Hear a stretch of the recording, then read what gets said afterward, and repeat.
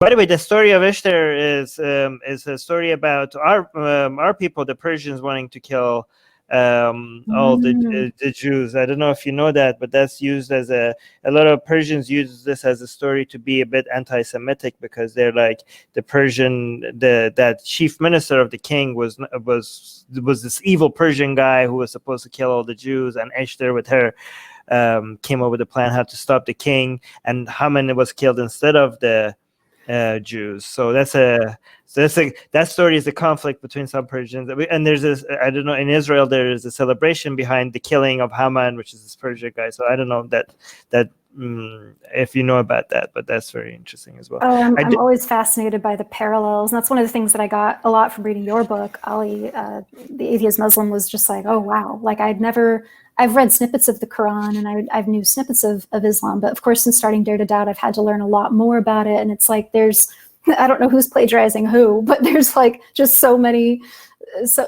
parallels, differences, of course, too, obviously. But yeah, I'm always fascinated by that. Yeah, and the parallels are actually largely, again, they have to do with stuff like foreskin, stuff like Mary and her virginity and that obsession with it. Mm-hmm. I mean, the parallels it's just really interesting, the parts of things that they've decided to hold on to, mm-hmm. like all of the punishments, mm-hmm. stoning for adultery. Again, as you said, it's a number one thing that, Moses and Muhammad were both pretty much obsessed with. One of the most consistent things, even beyond Abrahamic religions, is women on their periods being somehow cursed or disgusting or something like that. That is so, like, it's one of the least harmful things on the planet, and it's one of the most consistent themes in religion when it comes to women on their period, like in Hinduism, for example. I mean, when it comes, for example, to sex negativity in Hinduism, that's that's a little bit based on the religion itself, but a lot of it is mostly based on their influence of Islam and Christianity on modern Hinduism, right? But that's women and their periods being cursed or something, that is Hinduism. That's like ancient Hinduism, like not even being allowed in the temple. And so I don't know why is everybody so afraid of that? I don't even make sense from a strategic perspective. Why is this something that every religion is so against? I don't understand it. Do you understand? I don't either. The thought that comes to my mind when I consider it is, like, I know at least in the Bible, like the Old and New Testament, blood is a big deal. Like, God is very explicit for how to shed blood in terms of sacrifices and like what animals you can eat and what you can't. And like there's a lot of blood. And so maybe women's blood is just, I don't know why it got so demonized, but it certainly wasn't viewed as a good thing, we all know. And I don't know, it just seems like blood is a big deal overall. Animal blood, human blood, female blood. And yeah, I would love to know more about the history of how women's blood came to be such this unclean thing. When it is, I mean, yeah, no one likes to be covered in blood, but so I guess in that sense it's dirty, but it's also just it's so natural, and can be managed. It's not like you just have to like bleed out everywhere. It's very manageable. So yeah, I don't understand that either. Yeah, but it must make some strategic sense, because this whole thing being a curse seems to be, I mean, maybe I'm incorrect, but somebody could educate me, but it seems to have independently different religions came to this as well. Like, so it must make some strategic sense if they're not even copying each other and coming to this conclusion. I'm not sure about that though. But go on, Alice, you wanted to say something?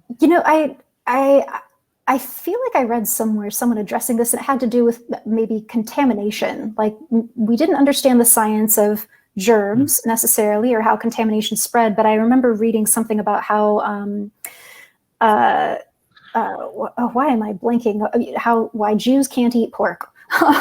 But why there's like kosher, that's the word.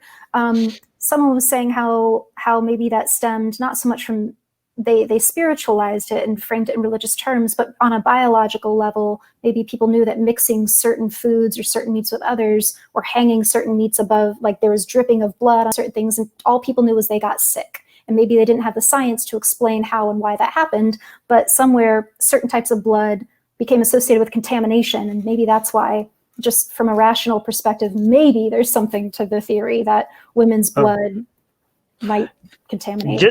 Just for the record, when I say strategic, I'm not saying justify, because strategic is usually rational for the survival of the meme, not for the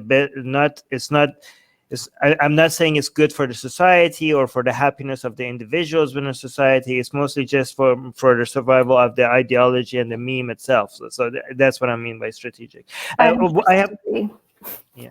do have a question. Do you still deal with shame from time to time? Because I try to brag about how sex positive I am, but even I sometimes notice sometimes something happens or somebody says something that I keep like, ooh, I haven't felt this feeling for like a decade. Like and I just see it like pop back up. There's a little bit like, oh, I remember this feeling. Oh, hello, I missed you. Like that shame and that guilt, like it just sometimes comes up. Do you sometimes have to deal with that?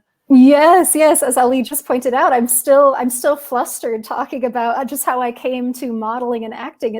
I still feel self-conscious, and it could be easy to mistake it for feigned modesty. No, I genuinely have like hot flushes going through my body talking about this, and I think that there's part of me that can be very rational, objective of like, oh no, this is just, like I said, I was just made this way, and I just happen to be born into an era where this is just the thing, and it can be monetized. There is still an emotional part of me that's like very still struggles with shame about not wanting to appear like I'm tooting my own horn or that I'm trying to rub it in anyone's face. And I think a lot of that still comes from the shame that is still here in the secular world from women to women for many reasons of like, messages that I've internalized of like, don't rub your skinniness in other women's faces. Not everyone can eat a hamburger like you. So don't eat that like so happily in front of me when I can't because I'm on a diet.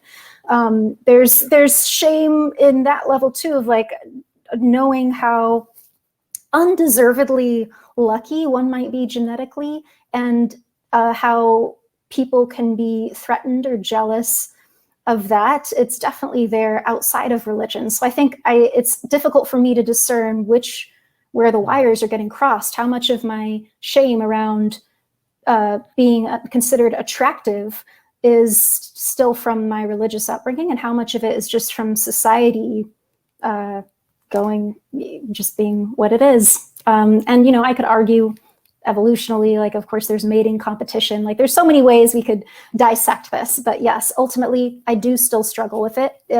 Sometimes I can definitely trace it to religious origin, as opposed to secular culture origin, as secular as culture can be, as we discussed.